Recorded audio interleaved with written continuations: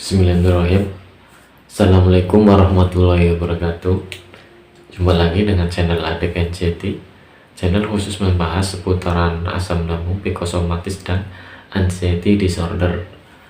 Oke, di sini saya akan bikin video tentang dasar atau penyebab anxiety ya, dari awal ya, bahkan dari sebelum kita lahir juga. Anxiety itu menurut dokter atau psikolog terjadinya bisa sebelum lahir itu ya. Ini juga ada permintaan dari teman di grup yang nanya gitu, sebab dasar anxiety itu apa aja gitu ya. Nanti saya bisa dijelaskan di sini. Penyebabnya kecemasan itu juga ada faktornya, terus anxiety disorder itu ya. Oke, sebelum saya lanjutkan mohon dukungannya ya untuk subscribe, like and share ya, agar channel ini terus berkembang dan saya juga semakin semangat untuk memberikan edukasi tentang psikosomatis dan anxiety disorder. Oke, terima kasih yang udah subscribe, yang mau ikut gabung grup ya, nanti di kolom deskripsi juga ada grup WA, silahkan nanti kita bisa tanya jawab di situ. Oke. Di sini saya akan membahas penyebab dasar anxiety gitu ya, dari awal tuh apa gitu. Yang sebenarnya ada 3 ya. Ini juga menurut para dokter dan psikolog. Penyebabnya itu pertama itu ada dari genetik atau biologis ya, keturunan gitu ya. Dari keluarga itu ada keturunan, orang tuanya atau kakek neneknya itu pernah ada punya penyakit anxiety dan psikosomatis, kecemasan gitu ya, itu dari biologis. Nah, kalau saya sendiri juga, keluarga saya dari ibu dari bapak nggak ada ya yang cemas kayak gini ya. Mungkin saya dari kerjaan atau hal lain ya. Terus yang pertama itu kan dari faktor keturunan ya, genetik atau biologis. Terus yang kedua itu dari lingkungan itu dari kayak misalnya pekerjaan, kehidupan kita sehari-hari ya. Mungkin kalau saya ikutnya ke pekerjaan, kenapa bisa terjadi psikosomatis, mungkin lingkungan saya itu dulu kerjanya itu benar-benar perfeksionis gitu loh, nggak lihat waktu hari, pagi, siang, malam, pada dokter harus datang walaupun itu ngantuk, baru tidur gitu, tuh harus benar-benar perfeksionis. Mungkin itu yang menyebabkan saya jadi anxiety, asam lambung ya, karena kurang tidur, terus kerja berat, pikiran gitu. Jadi ya anxiety dan asam lambung inilah penyebab saya itu menurut saya ya. Yang pertama genetik ya, biologis, keturunan. Yang kedua itu lingkungan ya, kan harus perfect, apa orangnya itu pasti ada cenderung ke situ. Terus yang ketiga ini psikologis ya. Psikologis itu pola asuh mungkin yang salah ngasuh gitu ya. Biar psikologis juga bisa dari lahir, sebelum lahir tuh, kalau dari orang tuanya yang lagi ribut mengandung kita itu dimarah-marahin sama suaminya, bapaknya, itu juga bisa pengaruh ke anak gitu. Nanti dewasanya bisa kena psikosomatis. Atau pola asuh orang tua yang sering cemas, sering panik, sering ribut kayak gitu, nanti psikologis dari anak juga sampai besar itu ke bawah ya. Nah, si dokter tuh banyak kan kalau dari lahir orang tua ibunya itu sering dimarahin sama suaminya, ditunjuk-tunjuk, dibentak-bentak gitu. Itu psikologis anak dalam rahim itu kerasa gitu, anak tuh kayak dimarahin gitu ya. Sama sering dibully, pembulian juga bisa menyebabkan anxiety dan psikosomatis, kecemasan yang berlebihan, rasa takut kayak gitu ya.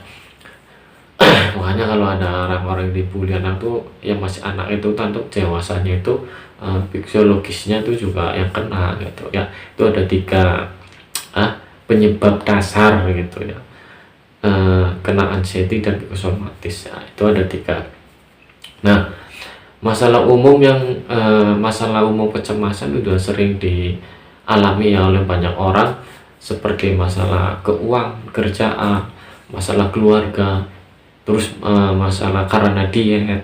Itu juga bisa menyebabkan kita pertama terus asam lambung, tunggak lambung, GERD, naik lagi psikosomatis dan anxiety ya. Makanya kita jadi cemas.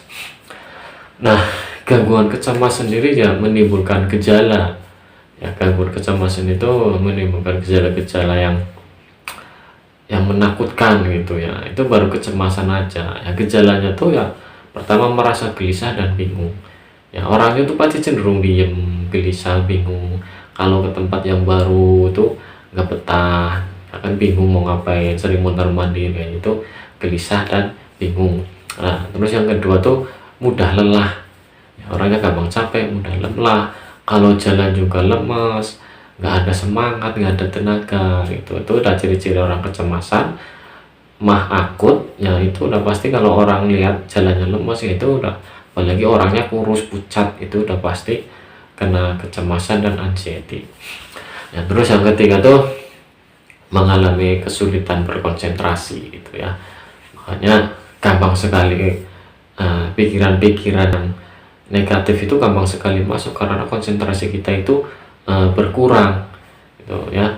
Untuk makanya terjadi kecemasan, menimbulkan kecemasan gitu ya, konsentrasinya itu berkurang. Terus selanjutnya mudah tersinggung ya. Mudah tersinggung, saya sendiri juga pas lagi itu gampang tersinggung tuh, gampang emosi meluap. Makanya kadang menghindari masalah itu orangnya gampang tersinggung.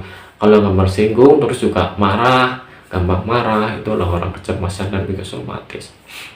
Nah, terus otot-otot juga pada tegang ya, otot leher, otot kaki, otot dada, semuanya itu ada kedutan ya, yang tiba-tiba muncul, kesemutan, itu udah otot-otot pada tegang.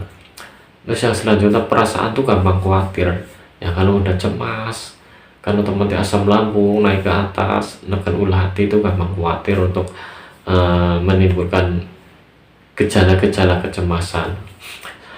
Terus juga bisa menyebabkan susah tidur, tidurnya juga gelisah gitu ya. Makanya kalau lagi banyak pikiran itu pasti gelisah, nggak bisa tidur, kepikiran terus yang datang gitu ya. Makanya kita tuh belajar menenangkan diri, solusinya ya dari kecemasan ya bermeditasi, wirid, sholawat ya, mohon ampunan sama Allah, serahkan semuanya sama Allah. Soalnya penyakit itu yang bikin kita sendiri gitu ya, obatnya juga minta sama Allah ya. Pasti sembuh kok, yakin. Nama psikosomatis itu pasti sembuh. Itu nanti juga ada prosesnya ya, tergantung berapa bulan gitu. Kalau menurut dokter kesehatan sih ya 6 bulan udah pasti banyak kan sembuh ya, banyak yang sembuh. Tergantung diri kita juga sama pemikiran kita, bisa mengkontrol nggak rasa kecemasan itu tadi ya. Terus itu tadi kan gejala kecemasan ya, gejala berupa kecemasan. Nah, anxiety disorder sendiri juga kalau menurut saya itu beda ya. Anxiety disorder itu udah tahap yang paling atasnya. Kalau menurut saya itu di atasnya kecemasan kayak gitu ya. Saya sendiri juga udah termasuk anxiety disorder ya, karena orang panik atau anxiety disorder itu sering mengalami panic attack ya. Saya sendiri juga sering panic attack kalau dengar orang berantem tiba-tiba panik, cemas, udah rasanya udah nggak karuan kan, bibirnya kering, deg-degan, dada panas, pikiran gak tenang, itu udah panik anxiety disorder ya. Yang waktu dimana seorang mengalami ketakutan yang benar-benar takut intens itu sering gitu loh, setiap hari itu bisa melihat takut. Kalau ada kejadian apa di luar rumah, jadi takut nih ya, intens paniknya itu ya. Beberapa menit, ada yang 5 menit 10 menit juga bisa kembali lagi dari kecemasan dan panik itu. Ada juga yang berjam-jam. Kalau saya sendiri dulu berjam-jam kalau panik itu ya. Untuk tenangan, bahkan untuk bikin fit setelah panik cemas itu, Pak, saya 2 hari itu masih kerasa badannya lemes, ya semangat. Tapi udah 3 hari itu udah kayak fisiknya kembali lagi dari setelah kecemasan itu ya. Itu seperti terjadi secara tidak terduga ya, panic attack itu. Saya nggak tahu, saya juga nggak tahu kapan bisa attack. Soalnya saya dulu juga sering panic attack tuh, tiba-tiba ada orang ribut di sebelah saya, ya itu teman atau siapa itu, pas ada saya itu pasti ada kejadian yang aneh. Terus saya juga langsung panik, saya juga langsung lari menghindari yang mereka ribut-ribut kayak gitu. Itu nama tidak terduga, objek-objek tertentu bisa yang ditakut itu ya berat apa banyak ya. Panic attack tuh ada suara burung, orang meninggal, suara sirene, itu juga bisa panic attack. Takut lemes di jalan, takut lewat jembatan layang,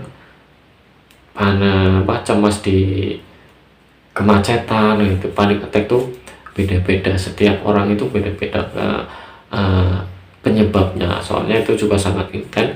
Kadang ada yang setiap hari panik, gelisah, cemas, ya itu semua rasanya tuh benar-benar menurut saya yang mengerikan. Saya nggak mau lagi ke perasaan yang seperti itu, saya mau bebas, saya mau happy kayak gitu ya. Terus gejala panic attack itu juga gejalanya itu banyak sekali ya. Dulu saya juga kena panic attack pertama, terus saya langsung masuk ke rumah sakit soalnya jantung tuh berdebar, terus kesemutan, nafas sesak gitu ya, kayak susah bernapas gitu, gelisahnya tuh ya luar biasa, sampai gula darah turun, tensi turun gitu kan. Sampai di rumah sakit tuh akhirnya ya di check up semua sama rekam jantung semuanya gitu. Sebenarnya akhirnya diopnam selama 3 hari itu saya, karena anxiety disorder yang panik yang menakutkan itu kan. Saya juga baru kena itu, akhirnya dirujuk ke rumah sakit ya. Saya belum tahu waktu itu ada anxiety disorder ya. Akhirnya setelah beberapa ke dokter, pindah dokter, akhirnya ada yang dokter nyariin suruh ke kesehatan jiwa, dokter psikiater. Akhirnya ya di situ saya tahu ada anxiety dan psikosomatis itu dalam dari selama bertahun-tahun. Ternyata selama 5 tahun, hampir 6 tahun lah saya itu dalam kecemasan kayak gitu ya. Itulah tadi dari awal penyebab dasarnya anxiety disorder, yaitu ada 3, dari genetik atau biologis, terus lingkungan sama psikologis. Itu dasarnya sih dari awalnya. Sebelum kita lahir juga udah bisa terjadi psikosomatis ya, karena dalam rahim orang tuanya sering ribut atau sering berantem gitu pas lagi mengandung kita gitu ya. Itu ya buat yang request yang ada di grup saya, itu sebab dasar anxiety disorder awal mulanya gitu ya. Terima kasih, semoga video ini menjadi wasilah atau jalan kesembuhan untuk semangat melawan penyakit anxiety disorder. Oke, terima kasih. Wassalamualaikum warahmatullahi wabarakatuh.